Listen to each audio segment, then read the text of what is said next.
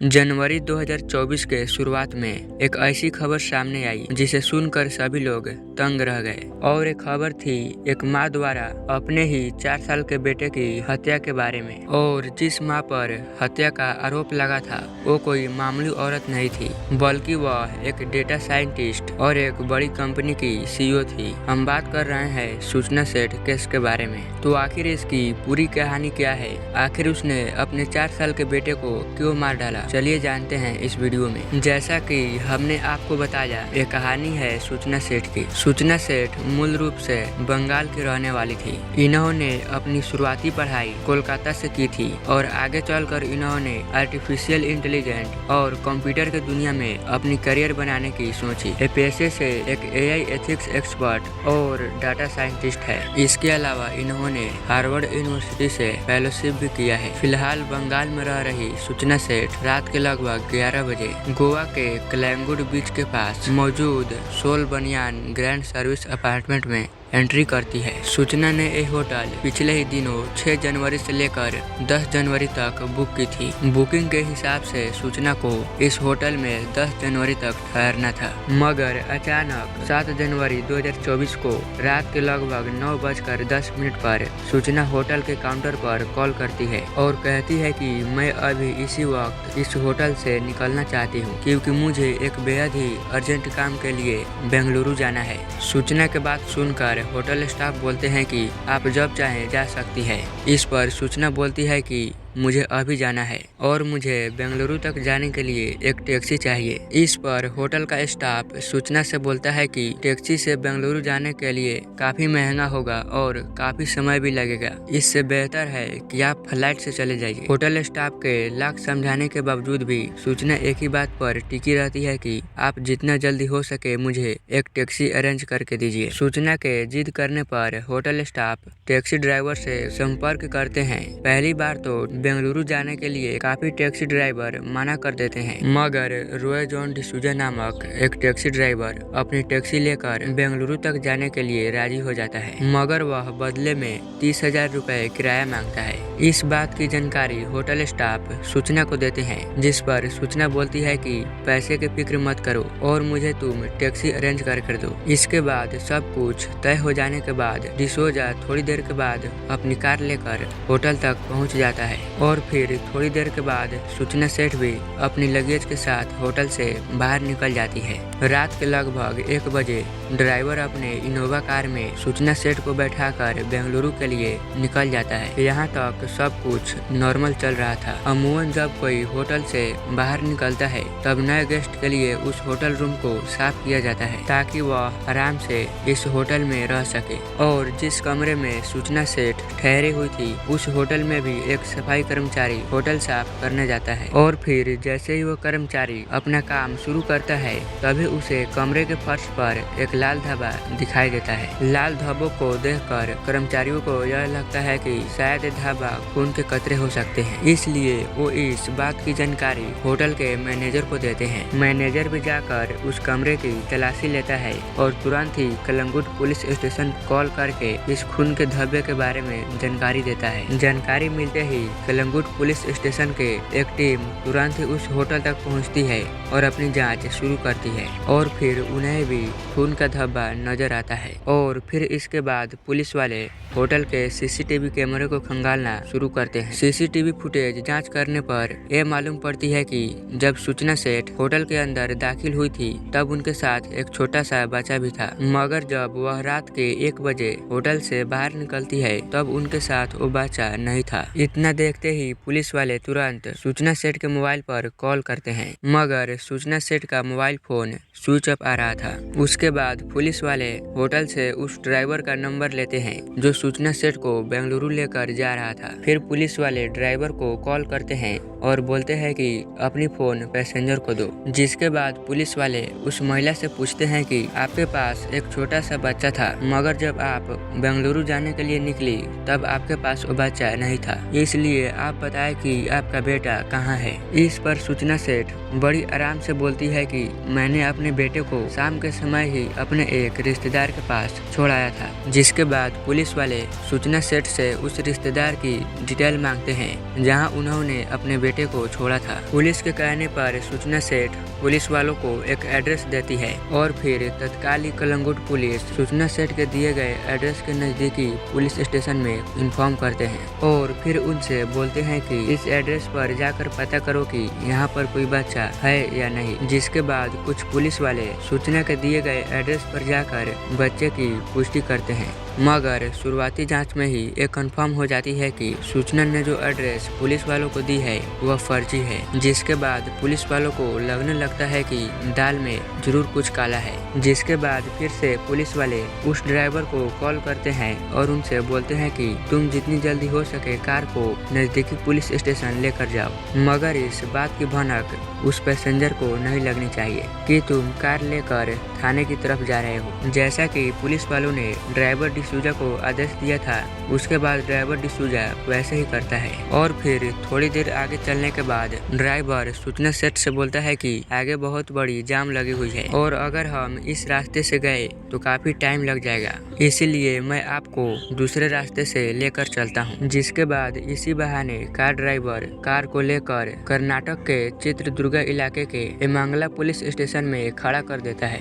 और फिर इसी के बाद ड्राइवर कार से उतरकर पुलिस स्टेशन के अंदर जाता है और फिर एमांगला पुलिस वालों की बात गोवा के पुलिस वालों से कराता है। जिसके बाद गोवा पुलिस वाले एमांगला पुलिस वालों को बोलते हैं कि जितनी जल्द हो सके तुम इस महिला के सामान को तलाशी लो। और फिर जब पुलिस वाले सूचना सेट के सामान की तलाशी लेना शुरू करते हैं तब उनके पैरों तले से जमीन खिसक जाती है। पुलिस वालों के कहने पर सूचना अपनी बड़ी बैग खोलती है जिसमें कि पहले कपड़े भरे हुए थे और फिर कपड़े के नीचे बच्चे का खिलौना भी था और फिर जब इस सभी सामान को बाहर निकाला जाता है तब बैग के सबसे निचले हिस्से में एक 4 साल के लड़के की शव रखी हुई थी। जिसके बाद पुलिस वाले सूचना से पूछते हैं कि ये बच्चा कौन है और आखिर इसकी हत्या किसने की। इस पर सूचना बोलती है कि ये मेरा बच्चा है मगर इसकी हत्या किसने की ये मैं नहीं जानती। जिसके बाद तुरंत ही इस जानकारी को गोवा पुलिस को ट्रांसफर कर दिया जाता है और सूचना को कर्नाटक में ही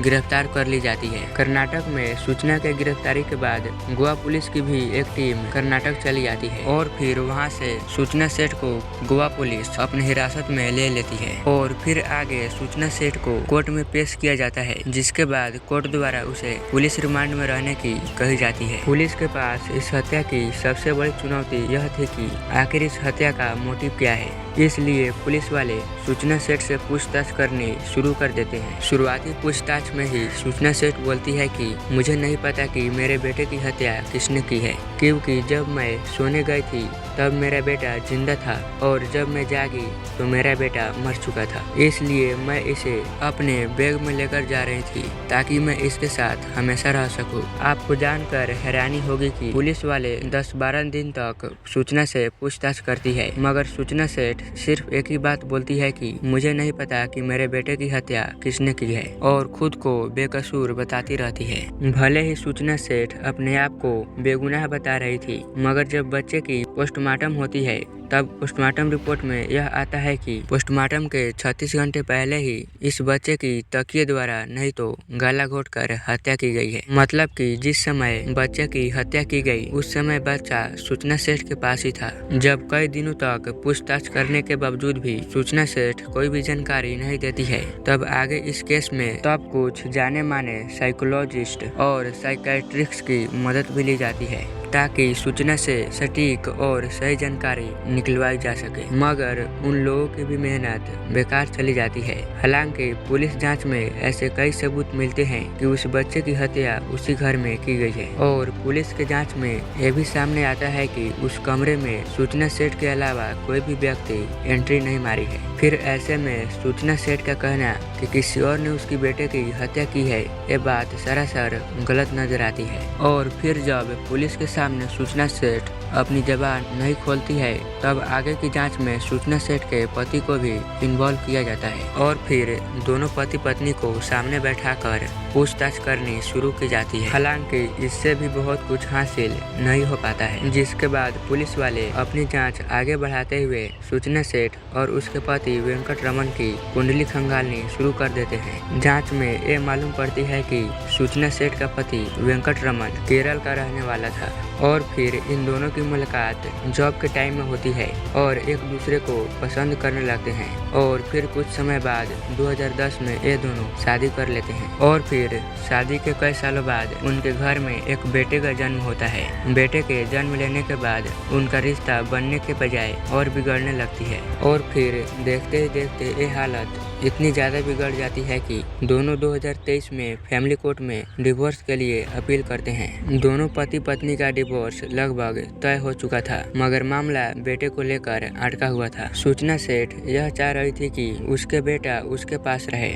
मगर वेंकट रमन यह चाहते थे कि उसके बेटे की कस्टडी उन्हें मिले और फिर इसी बात को लेकर कोर्ट में लंबे समय तक सुनवाई भी चल रही थी। सूचना और वेंकट रमन के बीच बात इतनी ज्यादा बिगड़ चुकी थी कि सूचना अब वेंकट रमन को अपने बेटे से भी नहीं मिलने दे रही थी, जिसके बाद वेंकट रमन इस बात को लेकर अदालत में जाता है और फिर वहां से अदालत द्वारा कही जाती है कि हर हफ्ते में एक दिन संडे के लिए वेंकट रमन अपने बेटे से मिल सकता है और अदालत वेंकट रमन को महीने का 20,000 रुपए सूचना सेठ के गुजारा के लिए देने को बोलती है। जिसके बाद इस फैसले के काफी दिनों बाद 10 अक्टूबर 2023 को वेंकट रमन अपने बेटे से मिलते हैं मगर इसके बाद 4-5 संडे यूं ही निकल जाते हैं मगर चाह कर भी वेंकट रमन अपने बेटे से नहीं मिल पाता है क्योंकि कोई न कोई बहाना लेकर सूचना अपने बेटे को बेंगलुरु से लेकर निकल जाया करती थी। वेंकट रमन अपने बेटे से न मिल पाए, इसी कारण